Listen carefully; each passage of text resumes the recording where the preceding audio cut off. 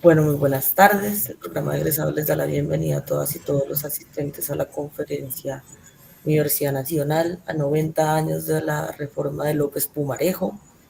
El día de hoy nos acompaña Wilson Hernando Ladino Orjuela, quien es doctor en Gobierno y Administración Pública, máster en Sociología, sociólogo, profesor titular de carrera en la SAP, la Escuela Superior de Administración Pública.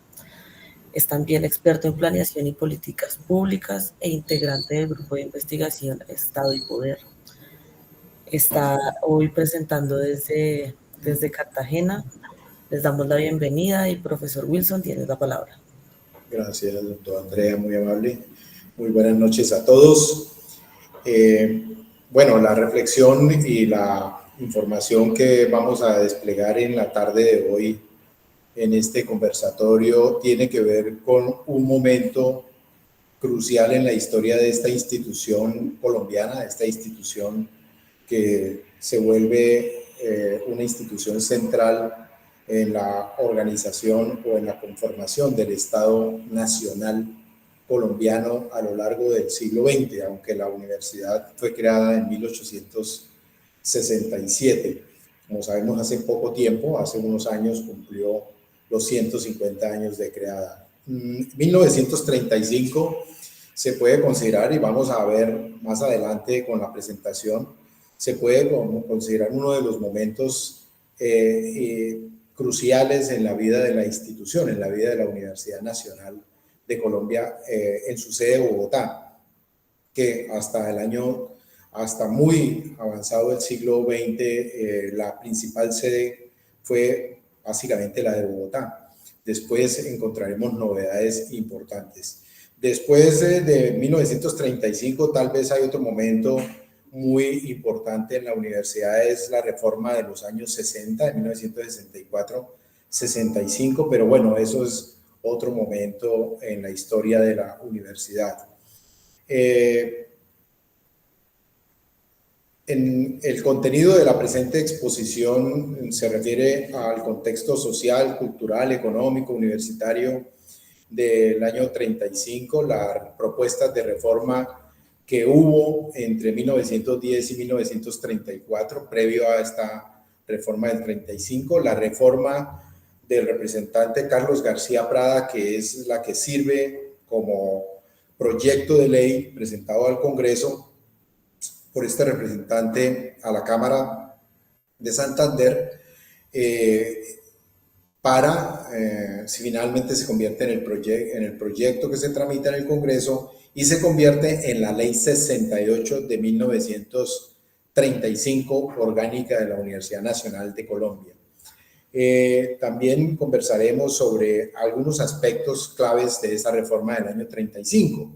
El Consejo Superior Universitario, el gobierno universitario, cómo queda estructurado el gobierno de la universidad con la Ley 68 de 1935, la participación de estudiantes y profesores en el gobierno de la universidad, en tanto en el Consejo Superior de la Universidad como en los consejos de facultad o en los consejos de departamentos también, como se los denominaba en ese momento, facultades y departamentos. El campus universitario, que va a ser una novedad también, el hecho de que se define por parte del gobierno un campus para la universidad que ha sido estudiado muy bien por un profesor de la universidad a comienzos del siglo XXI, director del museo, un arquitecto, ya veremos más adelante información, y ese campus universitario pues va a tener unos desarrollos a partir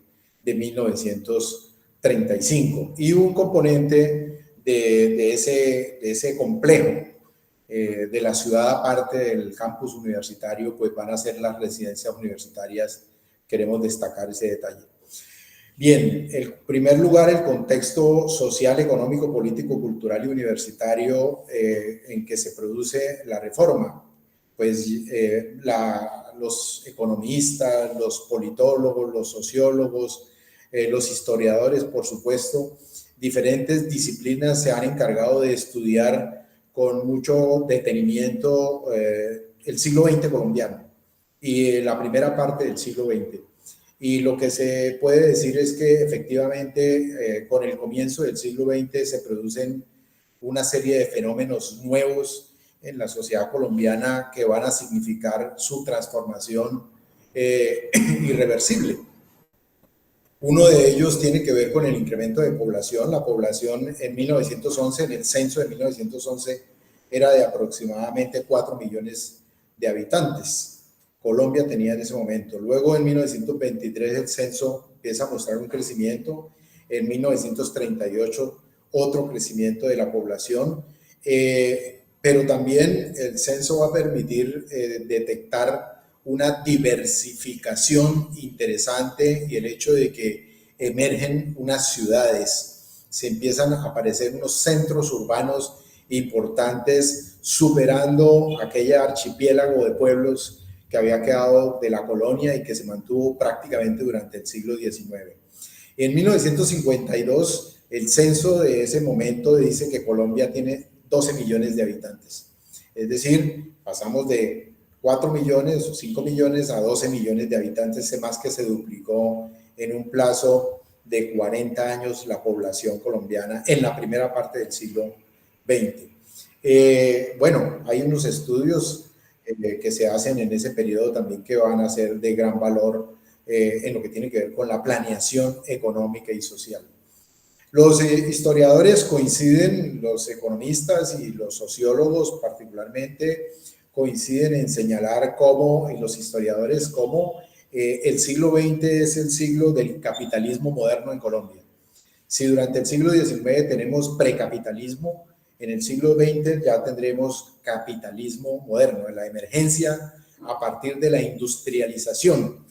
En el segundo decenio, el profesor Darío Mesa, en sus estudios, muestra que había 144 empresas industriales, dice él, en una cifra que se ha reiterado por parte de otros investigadores. En el censo se mostraba un número ya de industrias de diferente condición, de diferente tamaño, que es el surgimiento, esa industrialización va de la mano con el capitalismo mismo, el capitalismo moderno. Es decir, que tenemos que señalar que empiezan a emerger dos clases sociales y claramente identificadas en Colombia, que es pues la burguesía industrial y el proletariado, la clase obrera. De hecho, hacia el segundo decenio finalizando, se expide por parte del Congreso de Colombia una legislación obrera, una legislación laboral que busca garantizar una serie de condiciones a los trabajadores de esas industrias y de la vida económica colombiana. Bueno, la prensa tiene unos desarrollos importantes durante primera parte del siglo XX, la primera mitad del siglo XX. Los principales periódicos, algunos venían tal vez del siglo XIX, pero es durante el siglo XX que consiguen su desarrollo. El diario El Tiempo crece después de 1911, va teniendo un desarrollo que también ha sido notificado, ha sido mostrado por algunos estudios sobre la prensa en Colombia y la opinión pública, el surgimiento del desarrollo de una opinión pública nacional en Colombia, no solamente regional o local. La radio, como ustedes saben y seguramente también está documentado, la radio va a tener una emergencia en esta primera parte del siglo XX.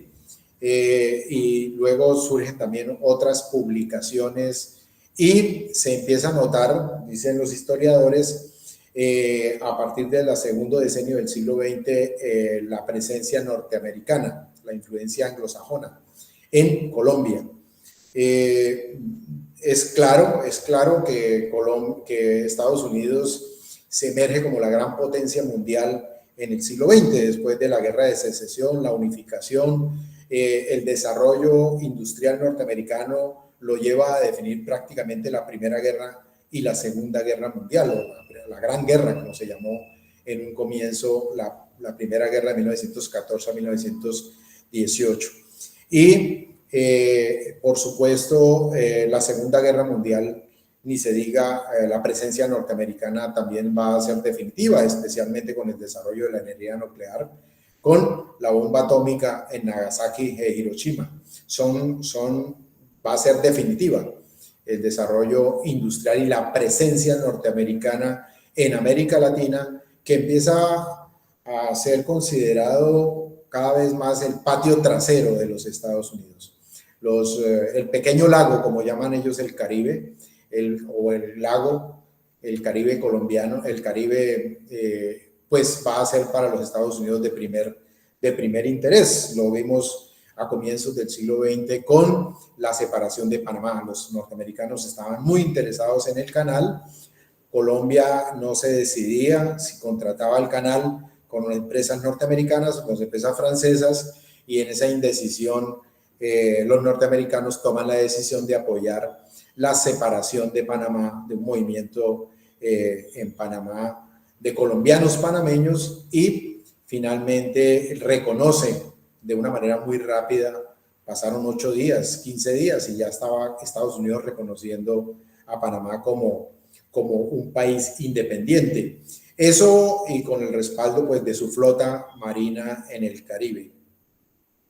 Eso va a mostrar, digamos, los cambios importantes que tendremos en el siglo XX. Con ese desarrollo de incremento de la población, empieza a desarrollarse también las vías de comunicación, se empieza a conformar lo que se denomina por parte de los estudiosos el polígono de oro. El polígono de oro son esa forma que determinan 5 o 6 grandes ciudades colombianas, de norte a sur: Barranquilla, Bucaramanga, Medellín, Bogotá y Cali. Esas son las ciudades que si se unen mediante líneas, uno encuentra allí un polígono, y entonces se empieza a llamar ese el polígono de oro, es decir, todas las inversiones se empiezan a hacer en esos lugares para conectar o interconectar esos lugares, y por supuesto también buscando el río Magdalena como la arteria central de comunicaciones hacia el Caribe.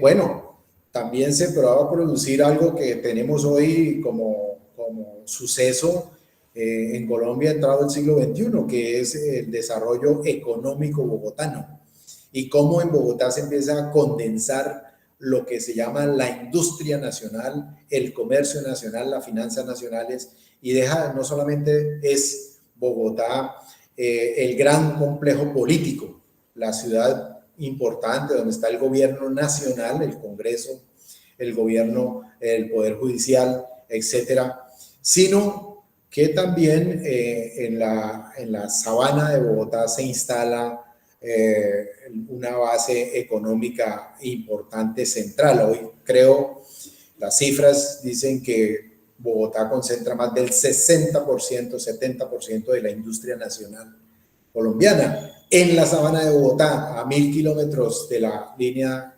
costera. Y bueno, tenemos los problemas, la crisis del agua en Bogotá se empieza a sentir por la demanda también de toda esta actividad industrial de ese recurso tan importante.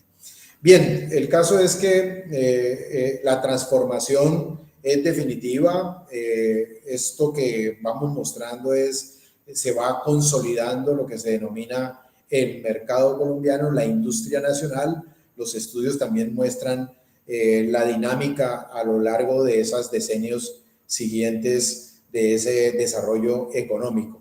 Todo eso también genera una demanda importante de formación de personal, de talento humano, de la formación técnica de personal para el manejo de las instituciones del Estado, de la organización estatal, pero también las empresas industriales, comerciales, financieras que emergen, que empiezan a aparecer en la Colombia de los años 20, en la Colombia de los 30, de los 40, de los 50.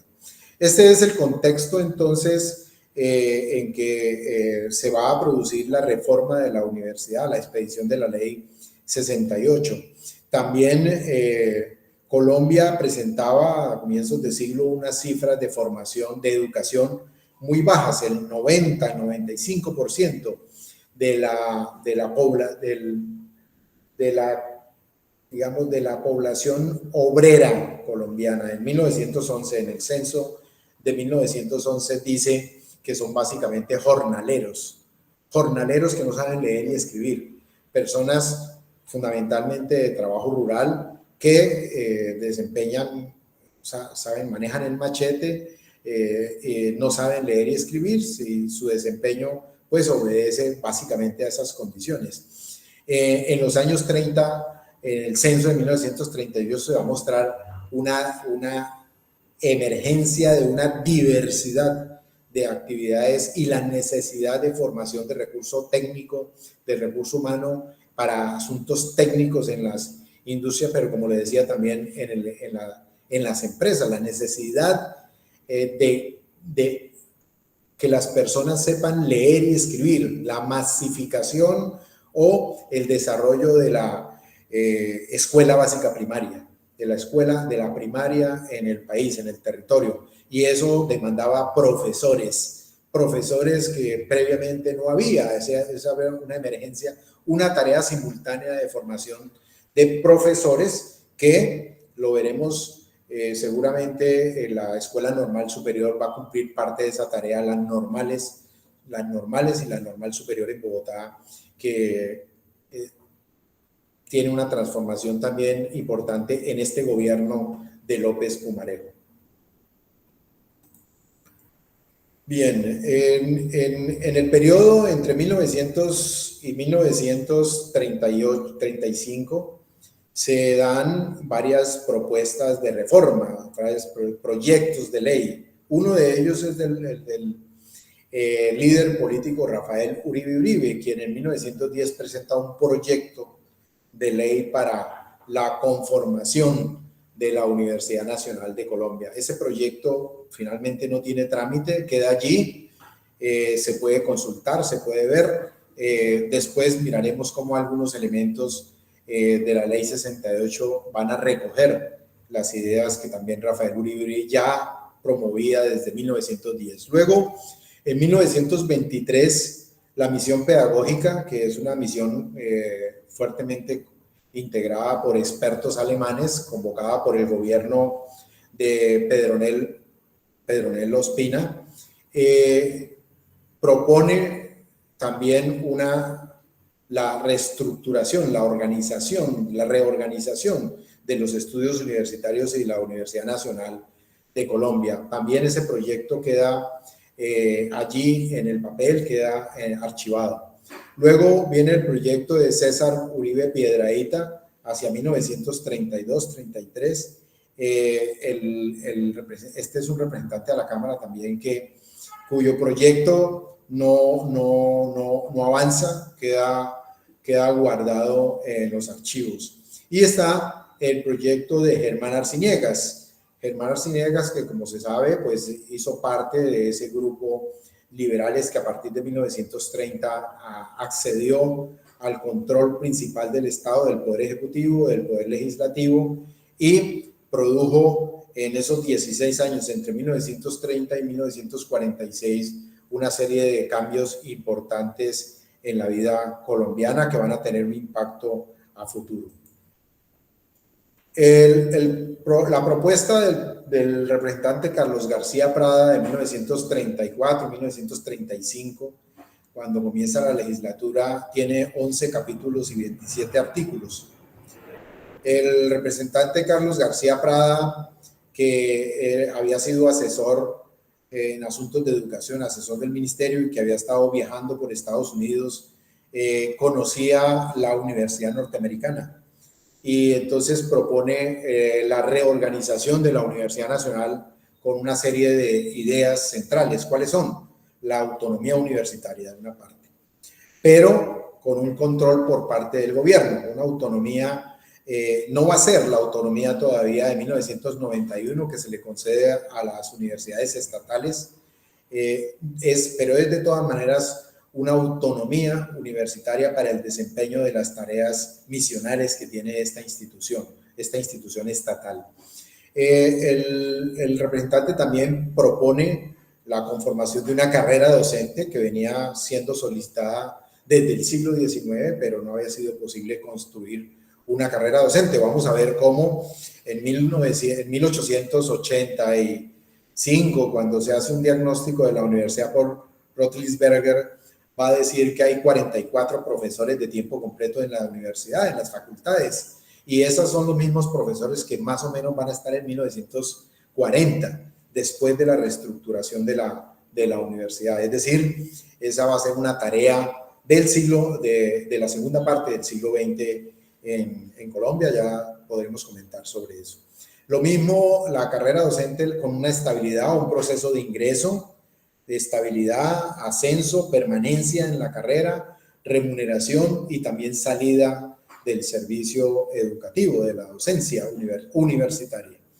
El proyecto incluía la integración de unas facultades, la integración de facultades, programas, escuelas, institutos y departamentos.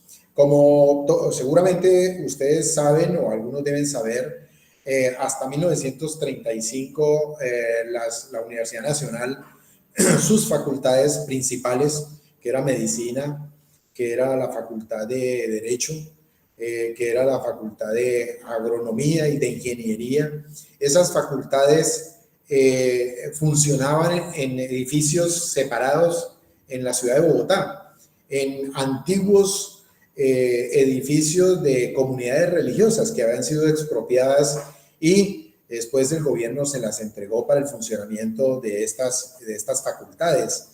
Y entonces en diferentes lugares de la ciudad operaban estas escuelas o estas facultades universitarias de la Universidad Nacional.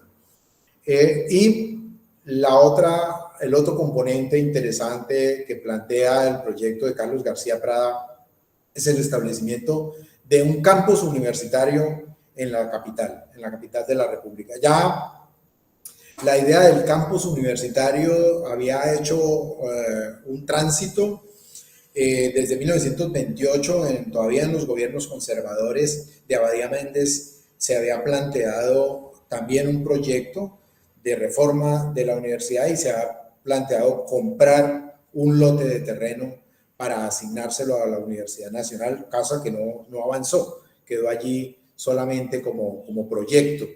Y en todo caso, el campus universitario está también planteado, no surge de la noche a la mañana, sino que es un planteamiento que viene, pero tiene que ver también con que los dirigentes colombianos habían visto el desarrollo de las universidades en Europa, en Alemania, en Francia, en España, en Inglaterra y por supuesto los Estados Unidos. Como sabemos, la universidad norteamericana se nutre de la universidad europea, pero le incorpora el elemento nuevo de la investigación. Y eso hace que la universidad norteamericana se proyecte de manera importante y aporte al desarrollo de la ciencia, al desarrollo de la técnica y a las demandas de la industria y de la industria pesada. No solamente una industria liviana, sino una industria pesada en Norteamérica. La ciencia básica, eso lo va a hacer la universidad norteamericana. Bueno, los colombianos viajaban, conocían, tenían información, recibían revistas, recibían documentos y estaban informados sobre la necesidad de crear campus en donde se desempeñara, se desarrollara la actividad universitaria.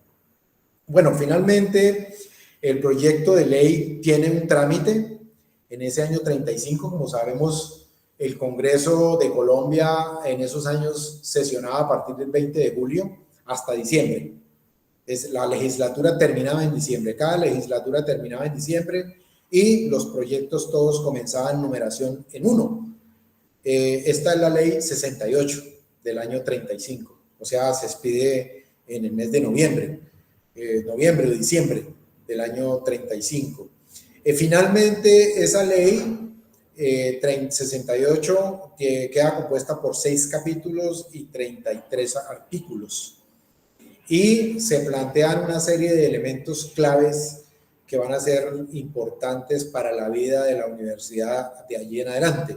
Por un lado, la centralización de toda la organización universitaria bajo un consejo directivo, se le denominaba en ese momento, unos consejos de facultad, un rector de la universidad, y aparece también la figura del consejo académico que articula todas las facultades, los departamentos, los institutos, que veremos ahora cómo se diversifica en ese campus de la universidad. Se da entonces una centralización, también un proceso de coordinación con las diferentes autoridades de cada una de las facultades, de los departamentos. Se habla de la necesidad del fomento de la investigación.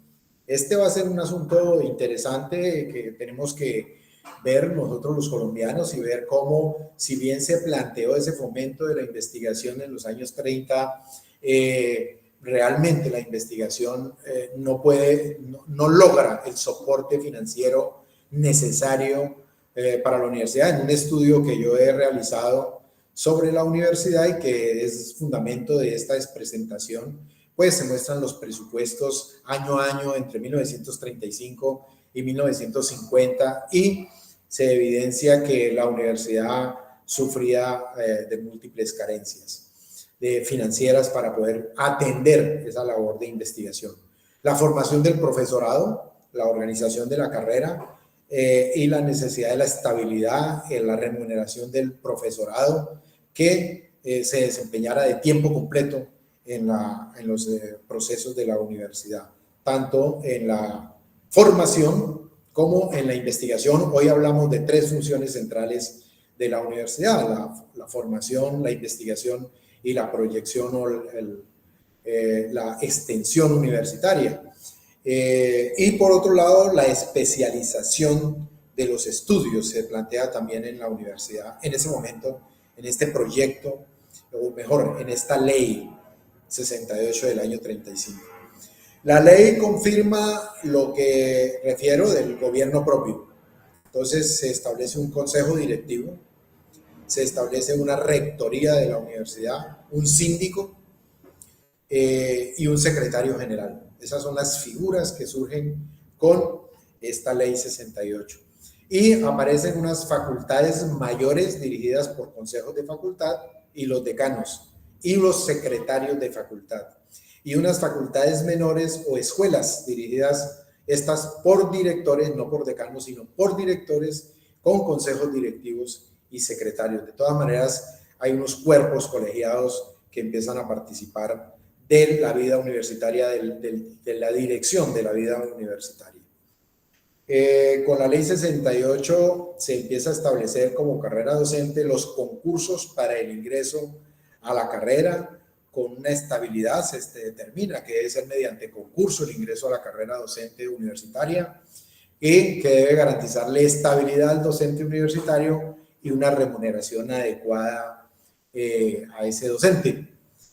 Sin embargo, ya está planteado el asunto, pero vendrá hasta los años 60, vendrá una ampliación de la nómina de docentes de la Universidad Nacional, que podrá ponerse en práctica en los 70s.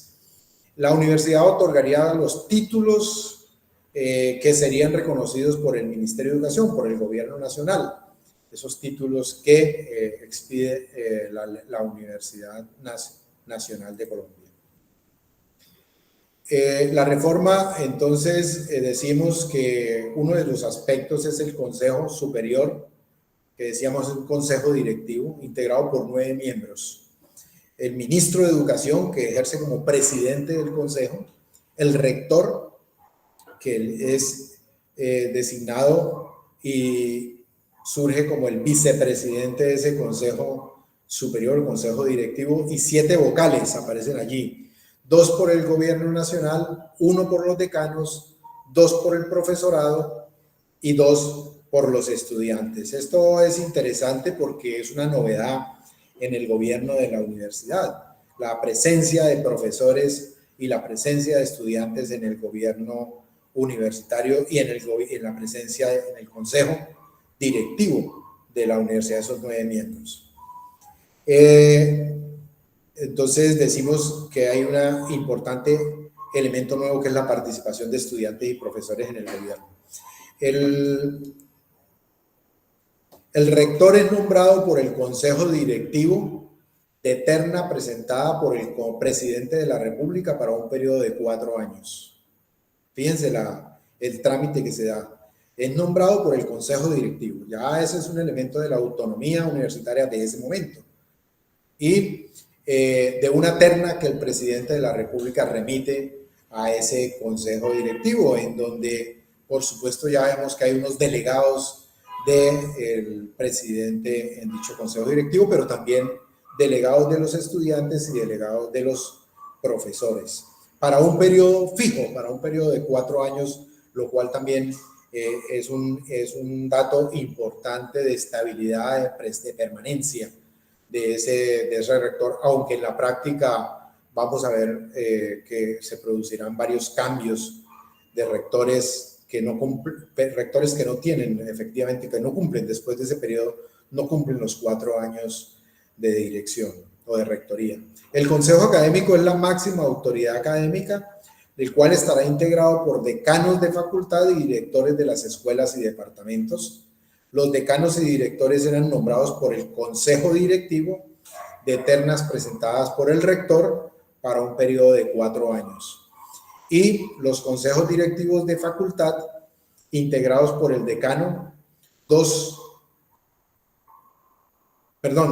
arriba estamos hablando del consejo académico de la universidad en general. Y enseguida también los consejos directivos de facultad, de estas facultades que conforman la vida universitaria. Y esos consejos de facultad entonces están integrados por el decano, por 2 profesores elegidos por los docentes para un periodo de 4 años, un profesor y un estudiante elegidos por los estudiantes para un periodo de 2 años. Entonces vemos esa presencia de la comunidad universitaria en este momento con esta ley 68 de 1935. A 1934, a la creación de la expedición de la ley 68, la existencia de la universidad por lo menos tiene las siguientes unidades académicas: la Facultad de Derecho y Ciencias Políticas, la Facultad de Medicina, que contaba a su vez con la Escuela de Odontología y la Escuela de Farmacia, la Facultad de Matemáticas e Ingeniería Civil, la Facultad de Medicina Veterinaria, la Facultad de Ciencias de la Educación, que incorporaba la Escuela Nacional Superior, y la Academia de Ciencias Exactas, Físicas y Naturales. También por aquellos años se establece el Instituto Etnológico Nacional y el Instituto Caro y Cuervo, el lingüístico. Entonces, estas son las facultades antiguas que venían, que existían y que se incorporan a la Universidad Nacional con esta nueva condición. Pero a esa nueva condición, a esa integración, articulación, coordinación de la universidad en 1935, se van a incorporar con los años, durante los 40, los 50, los 60, nuevos estudios y nuevas unidades académico-administrativas. Empieza a surgir el Instituto de Economía, que después se vuelve Escuela de Economía, la Escuela de Psicología, que se encargaba de las pruebas psicotécnicas, de las pruebas que se hacían para el acceso a la misma universidad, con la selección de los estudiantes. La Escuela de Geografía, la Escuela de Antropología, que empezó como el Instituto Tecnológico, que lo mostramos, la Escuela de Botánica, la Escuela de Arquitectura, el Conservatorio de Música, el Centro de Gimnasia y Deportes, la Escuela de Filosofía, la Escuela de Historia, la Facultad de Sociología, que vendrá años después, en 1959, cuando se crea, la Escuela de Química, la Escuela de Zoología, Bellas Artes y los laboratorios, diferentes laboratorios, los centros de fuerza, la imprenta, los clubes estudiantiles e incluso se prevé la existencia de una capilla universitaria, que más adelante veremos el simbolismo de la capilla universitaria en ese complejo. El profesor Rodrigo Cortés, quien arquitecto, profesor, director del Museo de la Universidad Nacional. Realizó en el año 2006 un estudio muy interesante que afortunadamente por la pandemia tuvimos la oportunidad de conocer versión magnética. Es un estudio que tituló Ciudad Aparte.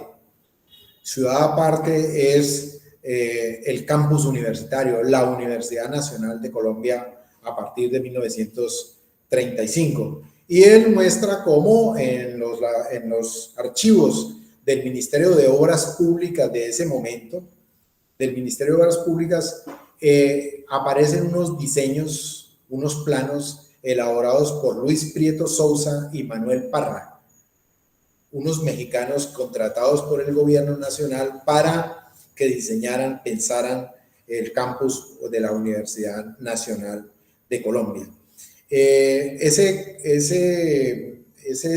Esos planos, esos archivos están allí, él los encontró, pero finalmente ese proyecto queda.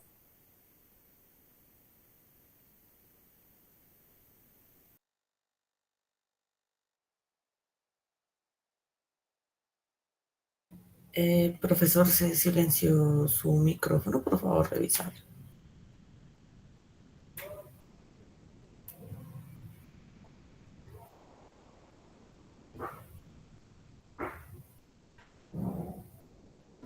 Todavía no escuchamos, profe.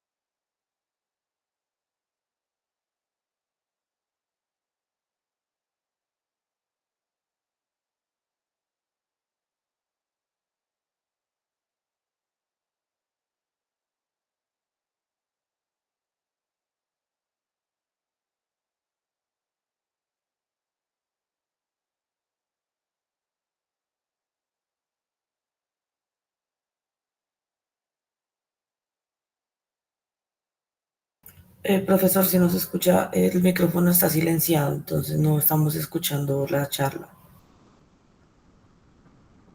Por favor, volver a Google Meet y revisar que haya activado el micrófono.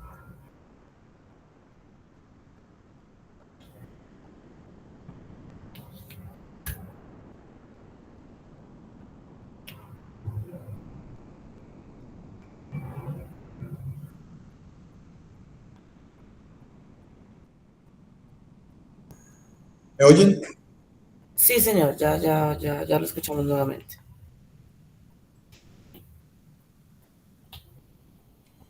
Entonces, volver a presentar pantalla, por favor. Perdóname, Andrea, ¿desde qué momento se perdió el audio? Hace un minuto, profesor. Bueno, listo, gracias. Quedamos en la diapositiva anterior. Voy a No en intentar la... nuevamente compartir.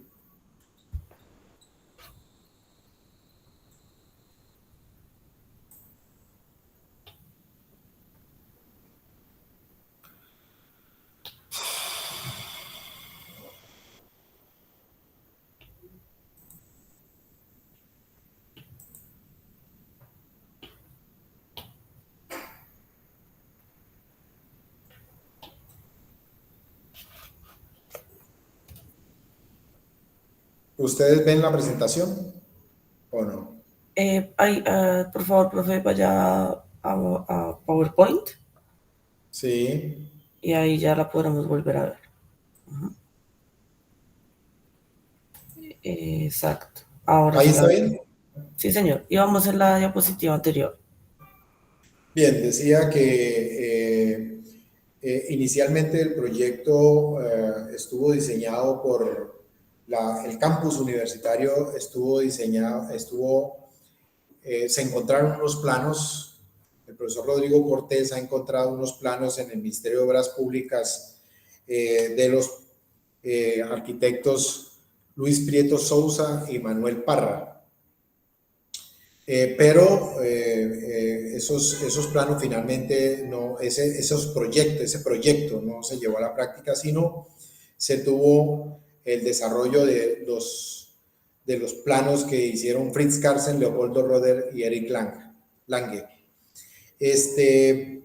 Fritz Carlsen salió del país por presiones, especialmente del Partido Conservador, son muy intensas las presiones que ejerce.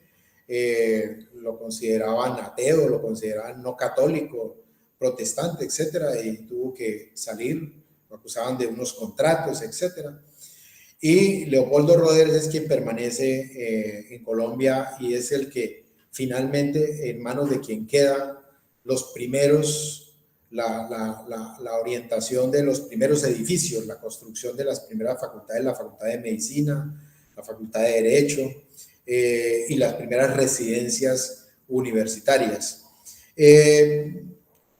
Yo estoy hablando del campus, un campus que el gobierno colombiano, el gobierno de Alfonso López Pumarejo, obtuvo mediante una expropiación de la Hacienda del Salitre.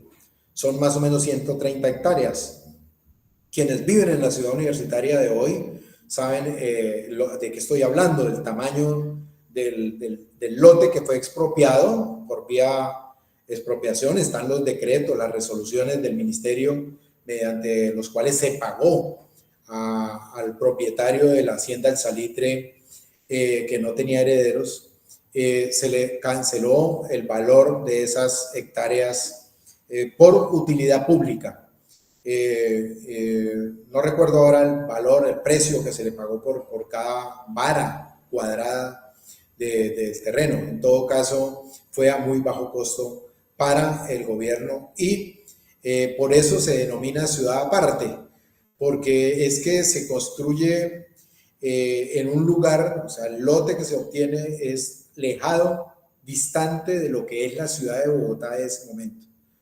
La ciudad ya tenía unas proyecciones, un diseño, la avenida Caracas hasta hacia el barrio a las 60, a las 65, a las 63, estos barrios que quedan en la ciudad de Bogotá, pero en la calle 45, hacia buscar lo que hoy conocemos como carrera 30, eso no existía, eso era potrero, y tuvieron prácticamente que definir esa calle 45 para llegar el acceso a la universidad. Las anécdotas dicen que se llegaba a caballo, porque se inundaba en las épocas de lluvia y en aquellos años en Bogotá llovía bastante durante el año. En todo caso, el campus, el lote de terrenos es de aproximadamente 130 hectáreas, no recuerdo ahora la cifra, el tamaño completo del terreno. Y estos profesores entonces han encargado de pensar el diseño del edificio. Este es un plano, lo que se alcanza a ver, un plano del proyecto que hicieron los mexicanos. Esto es lo que encontró el profesor el profesor Cortés, lo que encontró en los archivos del Ministerio de Obras Públicas. El diseño a cargo de Fritz Carlsen y Leopoldo Roder tenía residencias universitarias y en el estudio que hace el profesor Rodrigo va a mostrar cómo hay diferentes momentos, hay planos distintos entre 1936, 37 y el 45, en donde hay diferentes ubicaciones de los edificios para las residencias universitarias, para las cafeterías, para los edificios administrativos, para la biblioteca, etcétera. Siempre empieza a haber unos ajustes del proyecto inicial que se había hecho. Dentro del campus se construyeron varios edificios para albergar estudiantes que provenían de fuera de Bogotá y no contaban con familia en la ciudad. Los primeros discursos, el primer rector de la universidad en el año 34, en el año 35, cuando se crea, ahora mismo tengo olvidado el nombre, el primer rector se va a referir al hecho de que allí van a poder llegar los estudiantes de diferentes lugares de Colombia, de familias pobres que tienen dificultades para sostenerse y para vivir en residencias en la ciudad de Bogotá. Y entonces esto les va a permitir adelantar sus estudios. Las residencias universitarias se van a ver como un elemento clave de política social, de política de los años 30, ya sabemos de las políticas de intervencionismo de Estado que hubo durante todo ese periodo y después de la política Prebisch de industrialización interna. Entonces, en el año 42 se inauguran las primeras residencias. Unas se denominaron Antonio Nariño, otras residencias dentro del campus de la universidad. Quienes conocen el campus de la universidad por la calle 26, cuando uno ingresa por la calle 26, a mano derecha, lo que actualmente creo que es a unas facultades, creo que es de artes, no recuerdo ahora bien, y a mano izquierda se ven dos bloques grandes, esos eran residencias universitarias. Y un poco más a la izquierda, donde queda el IEPRI actualmente, el IEPRI eran las residencias femeninas. Fueron las residencias femeninas hasta el año 84, residencias en las que yo tuve oportunidad de vivir, sobre todo en las Camilo Torres, abajo, cerca de la carrera 50. Y también se construyeron unas residencias que en el lenguaje de los estudiantes se les denominó la Gorgona, donde hoy funcionan las oficinas de la administración de la universidad, la rectoría, la vicerrectoría, las secretarías general, etcétera, y donde está el centro médico. Todo eso eran residencias universitarias hasta el año 84. Bueno, estos son diferentes esquemas que el profesor Rodrigo presenta en su estudio de Ciudad Aparte, que muestra lo que dice es algo que ya he señalado al comienzo de la presentación, como cuando en 1935 se habla del campus y se habla de trasladar la Universidad Nacional a un solo lugar, integrada, coordinada, bajo un consejo directivo, con unos consejos de facultad, etcétera, y consejos de departamento, ya eso existía en otros lugares. Existía en México, existía en Francia, existía en Caracas, existía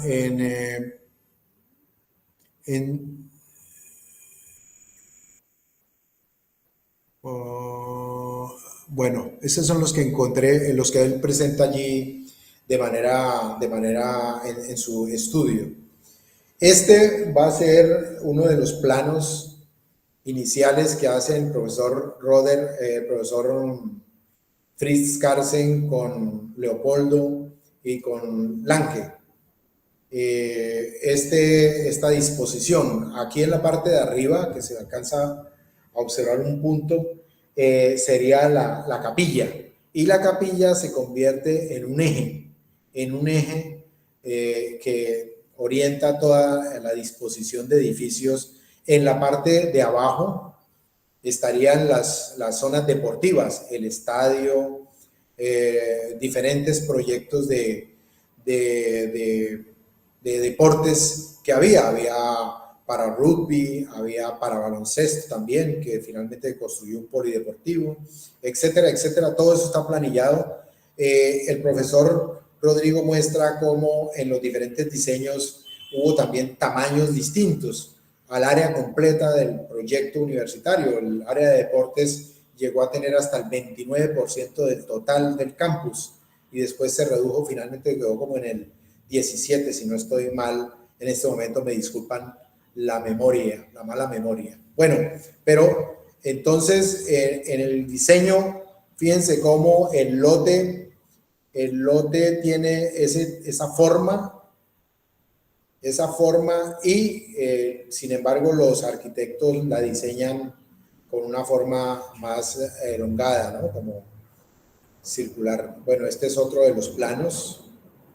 Es otro de los planos del proyecto. Aquí en 1936, este es un esquema de lo que hacen Fritz Carlsen, Roder, 1936 en la segunda versión. Como ven, aquí arriba está la capilla, enseguida está la rectoría, estaba proyectada un aula magna, después la biblioteca y el Instituto de Educación Física abajo, que se muestra allí, eran el eje que en un concepto inicial de el campus universitario en la nueva sede de la universidad a partir de 1935.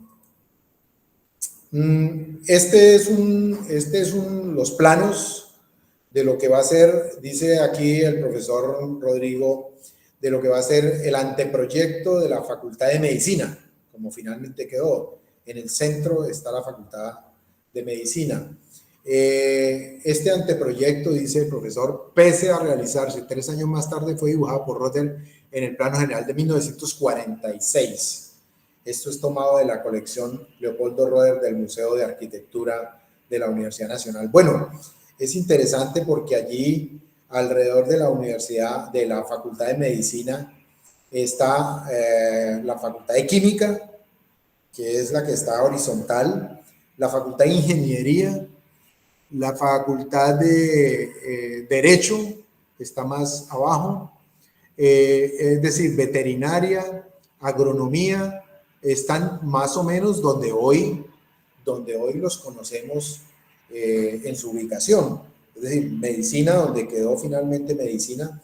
Y lo que dice el profesor Rodrigo es que de ese proyecto inicial que era integrado, articulado y una sola estructura general toda, terminó desarticulado porque cada uno terminó haciendo un proyecto específico para cada facultad y para cada necesidad de desarrollo académico. Entonces, eso que inicialmente se pensó de una manera articulada, integrada, a la final se fue construyendo de forma distinta y arranca con la construcción de la Facultad de Medicina en la Universidad Nacional, ya en el campus. Este es otro de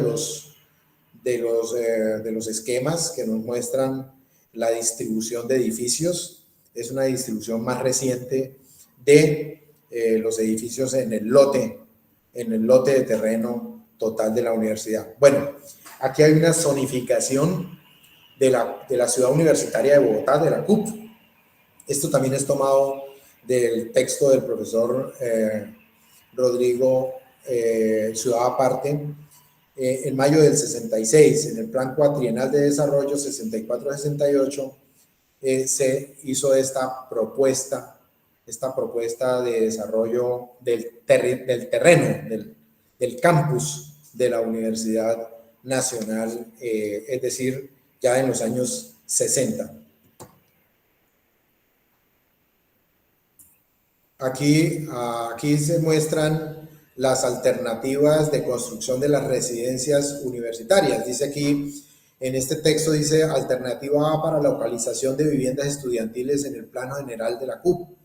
Entonces hubo una primera propuesta que es esos rojos, esos oscuros que ustedes ven arriba y abajo, son residencias universitarias. Esa es la primera propuesta. Pero después, fíjense, tiene otra distribución. La alternativa B empieza a tener cambios que se van dando con base en criterios en el desarrollo, en las necesidades que se van planteando dentro de la universidad, también por otros departamentos, por las facultades a medida que fue creciendo.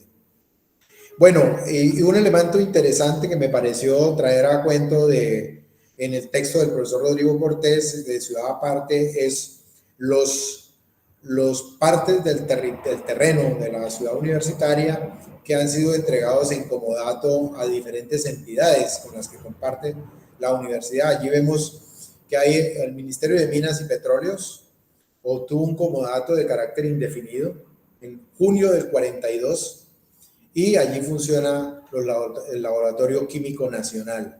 El ICONTEC también lo tiene indefinida, está desde el año 69. Entonces, el ICONTEC estará acompañando a la Universidad Nacional de manera indefinida. Aquí dice indefinido. El Ministerio de Minas y Petróleos, también el Instituto Geológico Minero, hace dentro del campus, hay un terreno desde el año 51, pero no está establecido la duración de ese comodato. El Ministerio de Agricultura, la construcción del IICA. Ustedes saben que por la entrada de la calle 45 está ese edificio del IICA, está desde agosto del 70 de carácter indefinido. También del Ministerio de Agricultura hay 2.8 hectáreas para la construcción del laboratorio de investigaciones de veterinaria, eso tal vez por la 26 cerca de Hielorama o por la carrera, por la entrada abajo de la calle 26, ingresando casi a veterinaria por 50 años. Y empezó en el año 59, es decir que ya tuvo que haberse renovado ese comodato. El Ministerio de Obras Públicas y Ministerio de Transporte, unos laboratorios centrales de hidráulica desde el año 69, era por 5 años.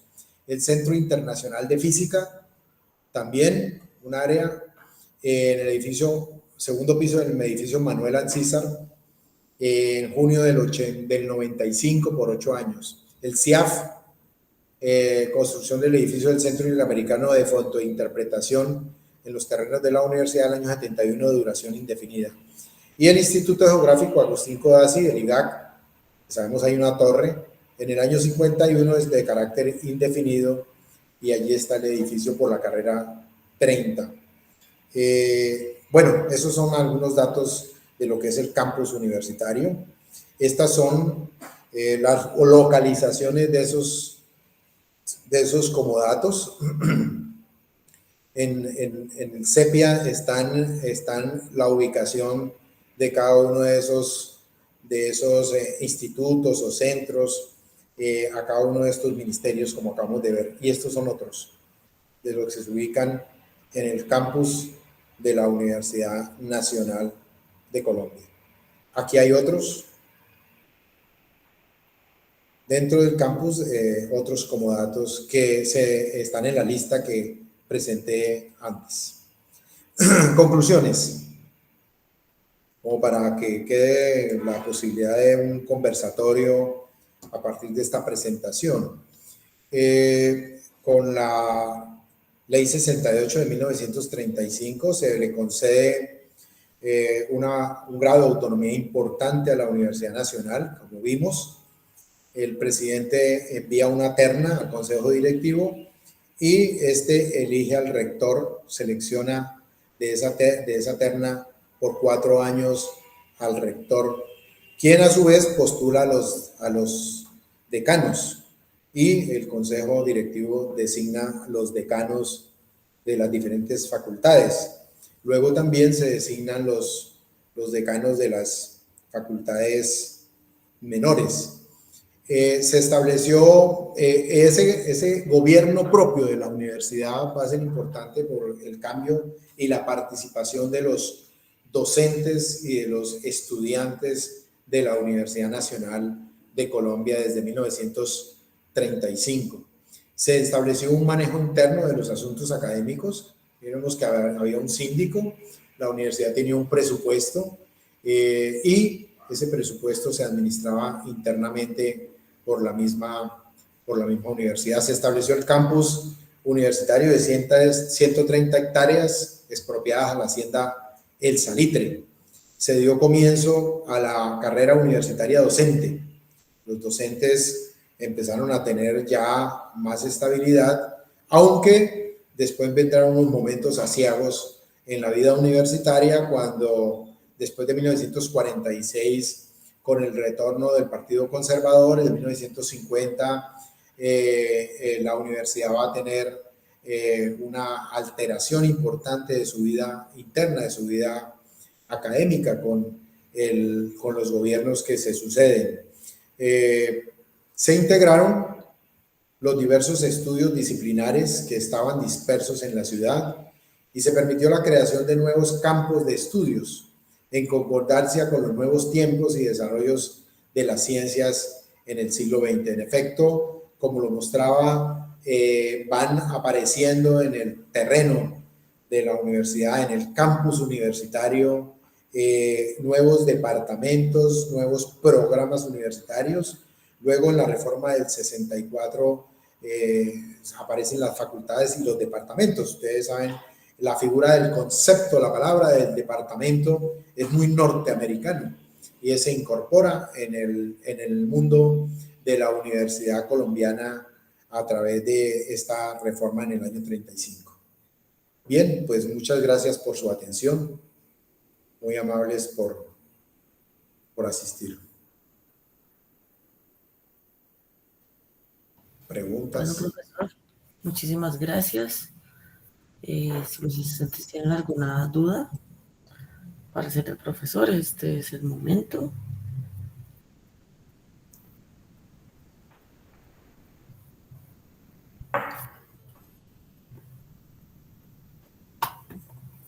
Bueno, si no hay dudas, entonces ¿Hay dudas? parece que no, profe. Entonces, para terminar, el programa de egresados de reitera sus agradecimientos al profesor Wilson Hernando Ladino Orjuela por brindarnos este espacio, por compartir sus valiosos conocimientos acerca de la reforma universitaria y todo lo que conllevó para crear el campus que conocemos hoy. Esperamos que este haya sido un espacio constructivo y de gran aporte y beneficio para ustedes. Les reiteramos la invitación a que sigan participando de estas actividades y muchas gracias por su participación. Profesor, muchísimas gracias y para todos que tengan muy buena noche. Feliz noche. Esté muy bien. Muchas gracias. Hasta luego.